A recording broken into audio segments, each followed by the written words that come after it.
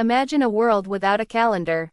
No structured way to mark the passage of time, no scheduled events, and no clear division of months and years.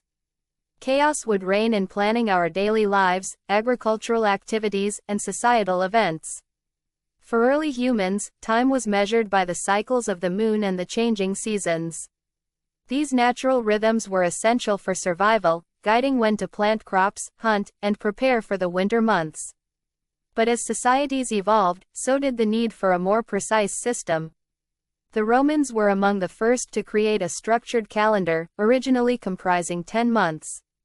This early calendar started with Martius, named after Mars, the Roman god of war. Aprilis, believed to be derived from the Latin word aperire, meaning to open, a reference to the opening or blossoming of flowers and trees in spring. Maius, named after Maia, an earth goddess of growing plants in Roman mythology. Junius, named after Juno, the Roman goddess of marriage, childbirth, and the well-being of women. Quintilis, named Quintilis, meaning fifth month, in Latin. It was later renamed Julius in honor of Julius Caesar after his death in 44 BCE. Sextilis, meaning sixth month. It was renamed Augustus, in honor of Emperor Augustus, the first Roman emperor. September, from the Latin word septem, meaning seven. October, from the Latin word octo, meaning 8. November, from the Latin word noem, meaning 9.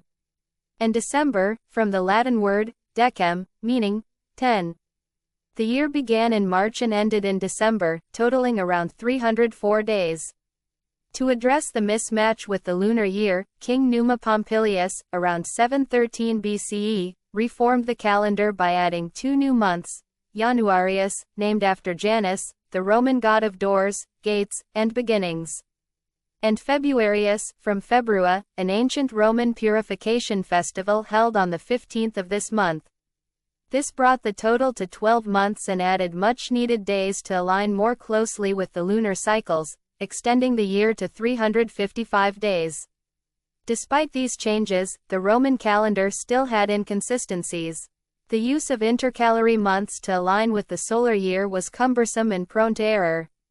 This led Julius Caesar to introduce a more systematic approach in 46 BCE, the Julian calendar. Caesar, with the help of the astronomer Sosigenes, devised a calendar that more closely aligned with the solar year. The Julian calendar introduced a year of 365 days with an extra day added every 4 years, creating the leap year. This system significantly improved the accuracy of timekeeping but still had a slight error. The Julian calendar assumed a year was exactly 365.25 days, which overestimated the length of the solar year by 11 minutes per year. Over centuries, this small difference added up, causing the calendar to drift once more. By the 16th century, the cumulative effect of this error had shifted the calendar by about 10 days. This discrepancy prompted Pope Gregory XIII to implement a further refinement in 1582, leading to the Gregorian calendar, which is still in use today. The Gregorian reform introduced a more precise leap year rule. A year is a leap year if it is divisible by 4, except for end-of-century years, which must be divisible by 400 to be leap years. This means that while the year 1600 was a leap year, 1700, 1800, and 1900 were not, but 2000 was. This adjustment reduced the error to just 26 seconds per year, ensuring the calendar's alignment with the solar year for millennia.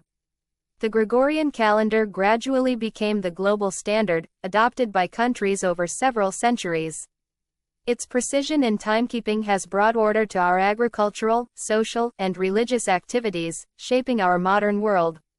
From the 10-month Roman calendar to the 12-month system we use today, and the essential leap year adjustments, our calendar has evolved through a fascinating journey. This is the story of our quest to measure time and bring order to our lives, a story of innovation, adaptation, and a relentless pursuit of accuracy.